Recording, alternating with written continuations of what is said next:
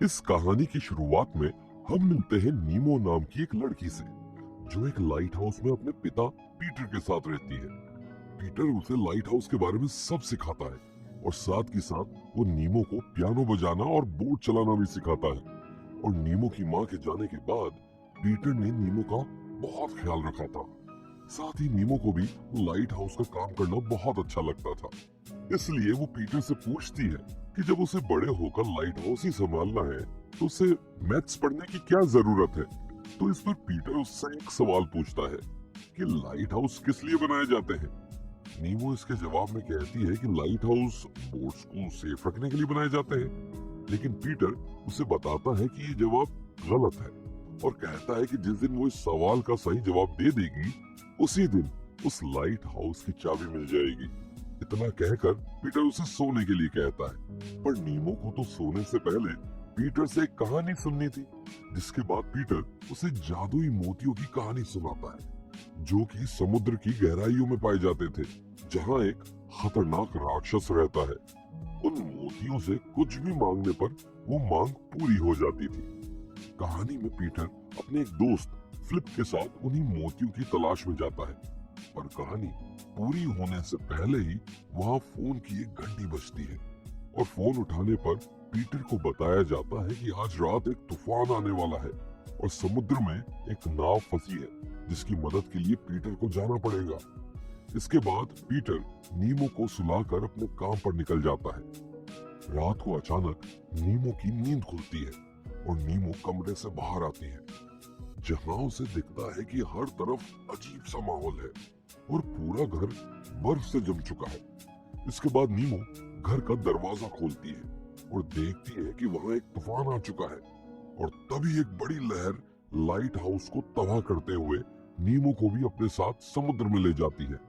और अब नीमो समुद्र में डूबती जा रही है कि तभी उसे अपने पिता पीटर दिखाई देते हैं। पीटर उसकी मदद को आ रहा होता है कि तभी एक अजीब सा राक्षस उसे पीछे से खींच लेता है और तभी नीमो अचानक से अपने बिस्तर से उठती है और उसे पता चलता है कि वो एक बुरा सपना देख रही थी। इसके बाद नीमो को अपने घर के बाहर एक बोट की आवाज आती है और उसे लगता है कि उसके पिता वापस आ गए हैं। लेकिन वहां पर असल में कार्ला आई थी, जो कि उसके पिता की मौत की खबर लेकर आई थी। इसके बाद कार्ला नीमो के अंकल फिलिप को कॉल करती है और फिलिप को पीटर के जाने की खबर देती है। कार्ला नीमो को बताती है कि नीमो के पिता चाहते थे कि अगर उन्हें कभी कुछ हो जाता है तो नीमो शहर जाके अपने अंकल फिलिप के साथ रहे।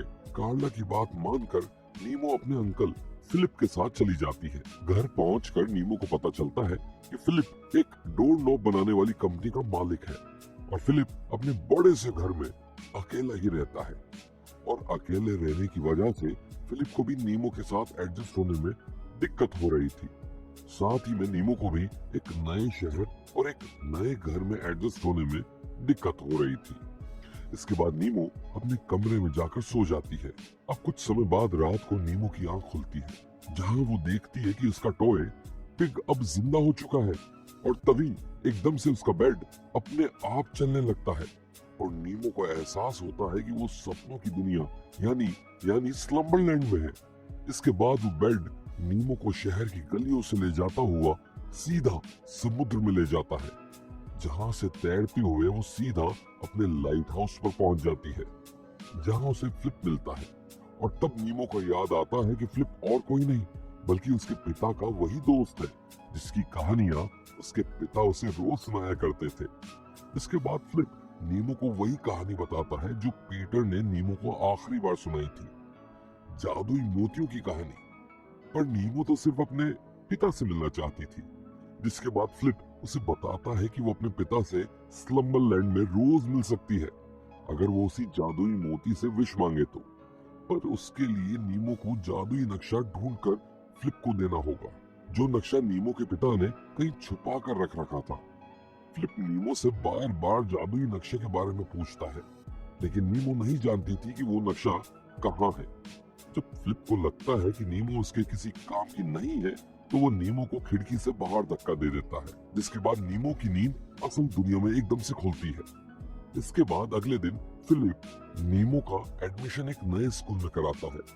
नीमो को स्कूल कुछ खास पसंद नहीं था। उसे लगता है कि स्कूल जेल की तरह होते हैं जो बच्चों को कैद कर लेते हैं। नीमो अपनी क्लास में जाती है जहां वो जमाल नाम के लड़के से मिलती है जो उसका दोस्त बन जाता है। नीमो जमाल को अपने बारे में सब बताती है। स्कूल खत्म होने के बाद नीमो घर पहुंचती है जहां फिलिप नीमो से बात करके उसे घुलने मिलने की कोशिश करता है, लेकिन नीमो उसे इग्नोर करके सीधा सोने चली जाती है। सोते सोते नीमो फिर से स्लम्बरलैंड पहुंच जाती है जहां वो अपने टॉय पिक को देखती है जो कि एक बॉक्स में कुछ ढूंढ रहा था।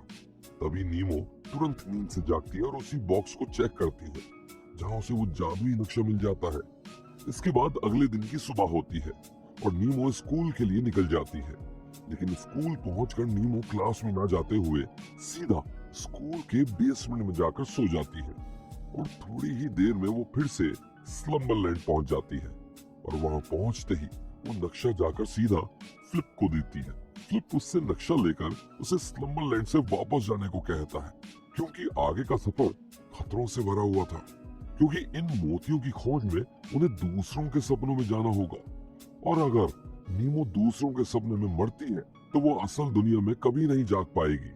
लेकिन नीमो फिर भी फ्लिप के साथ इस एडवेंचर पर जाना चाहती है और अब शुरू होती है मोतियों की खोज। इसके बाद फ्लिप उसे बताता है कि उसने ये नक्शा ब्यूरो ऑफ सबकॉन्शियस एक्टिविटीज यानी बॉसा से चुराया था और तब से एक पुलिस ऑफिसर फ्लिप का पीछा कर रही है। और क्योंकि मोतियों का रास्ता दूसरों के सपनों से होकर जाता है, इसी वजह से अगर पुलिस ने उन्हें किसी और के सपने में देख लिया तो वो उन्हें पकड़कर जेल में बंद कर देंगे। इसके बाद नीमो और फ्लिप मोतियों को ढूंढने में लग जाते हैं और तभी वहां वो एजेंट ग्रीन आ जाती है जो कि फ्लिप को पकड़ने आई थी। पर जैसे ही ये एजेंट ग्रीन उसे अरेस्ट करने की कोशिश करती है तभी वहां एक राक्षस आ जाता है जो कि बिल्कुल वैसा ही था जैसा नीमो के पिता उसे कहानियों में सुनाया करते थे। जिसके बाद वो नीमो पर हमला कर देता है, लेकिन फ्लिप नीमो को बचाकर वहां से दूर ले जाता है। लेकिन तभी नीमो धीरे धीरे वहां से गायब होने लगती है और असली दुनिया में जाग जाती है। इसके बाद नीमो अपने घर चली जाती है जहां फिर से फ्लिप नीमो से बात करने की कोशिश करता है, लेकिन नीमो फिर से उसे इग्नोर करके सोने चली जाती है। इसके बाद वो सीधा फिर से स्लम्बरलैंड पहुंच जाती है और वहां फ्लिप से दोबारा मिलती है, लेकिन फ्लिप इस बार नीमो से वो नक्शा छीन लेता है और उसे असल दुनिया में वापस जाने को कहता है। लेकिन नीमो कहीं नहीं जाती क्योंकि उसे अपने पिता से मिलना था। जिसके बाद फ्लिप नीमो को बताता है कि वो कई समय से जागा ही नहीं है, जिसके चलते वो भूल चुका है कि वो असल दुनिया में कौन है। इसके बाद वो दोनों मोतियों की तलाश करने के लिए वहां से जा रहे एक गार्बेज ट्रक के पीछे चढ़ जाते हैं, लेकिन तभी एकदम से एजेंट ग्रीन भी अपनी कार से उनका पीछा करने लगती है। इसके बाद वो दोनों किसी तरह ट्रक के अंदर बैठते हैं जहां वो देखते हैं कि ट्रक को तो एक बच्चा चला रहा है और अब इन दोनों के बीच चोर पुलिस का खेल शुरू हो जाता है जहां एजेंट ग्रीन उन्हें पकड़ने की कोशिश कर रही है और नीमो और फ्लिप उनसे बचने की। और तभी अचानक ट्रक का एक्सीडेंट हो जाता है और वो पानी में गिर जाता है, लेकिन फ्लिप और नीमो किसी तरह अपनी जान बचाकर उस ट्रक से बाहर निकलते हैं और एक बाथरूम के रास्ते बाहर आते हैं। लेकिन एजेंट ग्रीन एकदम से वहां भी आ जाती है और फ्लिप को पकड़कर जेल में कैद कर लेती है, जहां फ्लिप नीमो को बताता है कि किसी को असल दुनिया में उसकी परवाह नहीं है, इसलिए उसने कभी नींद से जागने की कोशिश भी नहीं की। पर अब इतने टाइम बाद वो जागना चाहता है, लेकिन वो भूल चुका है कि वो है कौन और शायद मोतियों की मदद से उसे याद आ जाए। इसी वजह से वो मोतियों की तलाश कर रहा था। कुछ देर बाद ग्रीन वापस आकर नीमो को वहां से बाहर लेकर जाती है और उसे स्लम्बरलैंड से जाने को कहती है, वरना वो राक्षस उसका पीछा कभी नहीं छोड़ेगा। इसके बाद नीमो की आंख खुलती है, जिसके बाद वो अपने अंकल के पास जाती है और उन्हें बताती है कि वो अपने पिता को बहुत मिस कर रही है। जिसके बाद फिलिप नीमो को उसके पिता की पुरानी वीडियोस दिखाता है जहां नीमो देखती है कि उसके अंकल बिल्कुल फ्लिप की तरह दिख रहे थे। और तब नीमो को ये समझ में आता है कि स्लम्बरलैंड का फ्लिप और कोई नहीं बल्कि उसके अंकल ही है। फिलिप नीमो को ये भी बताता है कि कैसे बचपन से उसके पिता ही उसके अकेले दोस्त थे, लेकिन शादी के बाद उसने फिलिप से बात करना बिल्कुल बंद कर दिया, जिसके बाद वो बिल्कुल अकेला पड़ गया था। इसके बाद अगले दिन की सुबह होती है और नीमो फिर से अपने स्कूल के बेसमेंट में पहुंचकर वहां सो जाती है। जिसके बाद नीमो फ्लिप की मदद करने उसे जेल में जाकर मिलती है और किसी तरह जेल का ताला खोलकर फ्लिप को जेल से बाहर निकालती है। लेकिन तभी वहां एजेंट ग्रीन पहुंच जाती है, लेकिन इस बार नीमो उसे चकमा देकर फ्लिप के साथ वहां से भाग जाती है। इसके बाद वो दोनों एक बर्फीली पहाड़ी पर पहुंचते हैं, लेकिन एजेंट ग्रीन अब भी उनका पीछा कर रही थी और उससे बचने के लिए वो दोनों उस पहाड़ से कूद जाते हैं और तभी एक बड़ी सी बतख वहां आकर उनकी जान बचा लेती है। इसके बाद वो दोनों एक छोटे से घर से गुजरते ही सीधे उसी लाइट हाउस में पहुंच जाते हैं जहां से इस कहानी की शुरुआत हुई थी, जहां नीमो फ्लिप को बताती है कि असल में फ्लिप कोई और नहीं, उसके अंकल फिलिप ही है। वो और उसके डैड दोनों स्लम्बरलैंड आया करते थे, पर उसके डैड के जाने के बाद फिलिप ने कभी सपना नहीं देखा और फिलिप स्लम्बरलैंड में ही फंस कर रह गया। तभी नीमो नींद से जाग जाती है, जहां उसकी टीचर आर्या ने उसे जगाया था। इसके बाद आर्या उसके अंकल को बुलाती है और घर पहुंचकर नीमो और फिलिप का झगड़ा हो जाता है और आधी रात को फिलिप के सोने के बाद नीमो उस घर से भाग जाती है और बोट की मदद से लाइट हाउस की तरफ जाने लगती है। थोड़ी ही देर बाद नीमो खुद को समुद्र के बीच पाती है, जहां समुद्र की लहरों से टकराकर उसकी बोट डगमगाने लगती है और तभी एक पोल उसके सिर पर लगता है, जिसकी वजह से नीमो बेहोश हो जाती है और फिर से स्लम्बरलैंड में पहुंच जाती है।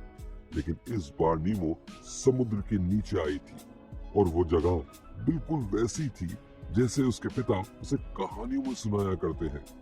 तभी नीमो को वहां वो जादुई मोती मिल जाता है, लेकिन तभी वहां पर वही राक्षस आ जाता है और उस पे हमला कर देता है। लेकिन तभी नीमो को बचाने के लिए वहां फ्लिप आ जाता है। वो नीमो को एक प्लेन में बिठाकर वहां से दूर भगा ले जाता है, लेकिन वो राक्षस अभी भी उनके पीछे पड़ा हुआ था। इसके बाद फ्लिप उस प्लेन को ले जाकर सीधा ब्यूरो में क्रैश कर देता है, लेकिन तभी वहां वो राक्षस भी आ जाता है। इसके बाद वो एक एक करके सभी को मारने लगता है, जिसकी वजह से सभी सपनों से जागने लगते हैं। दूसरी तरफ कार्ला और फिलिप नीमो को ढूंढने के लिए लाइट हाउस की ओर निकल जाते हैं। वहां स्लम्बरलैंड में नीमो की हालत खराब होने लगती है, क्योंकि असल दुनिया में उसकी बोट पानी में डूबती जा रही थी। तभी स्लम्बरलैंड में नीमो के हाथ से वो मोती भी गिर जाता है और जैसे ही फ्लिप वो मोती उठाने जाता है, तभी वो राक्षस उसे पीछे से पकड़ लेता है और मार देता है। और जैसे ही सपनों की दुनिया में फ्लिप मरता है, तभी नीमो उस मोती से अपनी विश मांगती है, जिसके बाद असल दुनिया में फिलिप को सब कुछ याद आ जाता है कि वो ही स्लम्बरलैंड का फिलिप है। जिसके बाद फिलिप डूबने से नीमो को बचाने पानी में कूद जाता है और वहां स्लम्बरलैंड में नीमो को एजेंट ग्रीन मिलती है, जो उसे बताती है कि उसके पिग के पास एक और मोती है। इसके बाद नीमो वो मोती लेकर अपने पिता से मिलने की विश मांगती है और तभी उसे उसके पिता सामने खड़े दिखाई देते हैं। जिसके बाद वो उनके साथ लाइट हाउस में जाती है, जहां कुछ वक्त बिताने के बाद नीमो के पिता उसे ये समझाते हैं कि उसे अब असल दुनिया में जाना होगा। लेकिन जाने से पहले नीमो अपने पिता को उनके पूछे सवाल का जवाब देती है, जहां वो उन्हें बताती है कि लाइट हाउस बोट्स को सेफ रखने के लिए नहीं, बल्कि दिशा दिखाने के लिए होती है। और सही जवाब सुनकर उसके पिता उसे लाइट हाउस की चाबी दे देते हैं। जिसके बाद नीमो को उस सपने से निकलकर असल दुनिया में होश आ जाता है, जहां नीमो के अंकल ये देखकर बहुत खुश होते हैं और नीमो से वादा करते हैं कि वो उसे छोड़कर कभी नहीं जाएंगे। इसके कुछ समय बाद हम देखते हैं कि नीमो अपने स्कूल से निकल रही है, जहां उसके अब बहुत सारे दोस्त भी बन गए हैं और साथ ही नीमो के अंकल भी जिंदगी में आगे बढ़ने की कोशिश कर रहे हैं और साथ ही नीमो अब भी स्लम्बरलैंड में आती जाती रहती है। तो ये थी स्लम्बरलैंड फिल्म की सारी कहानी।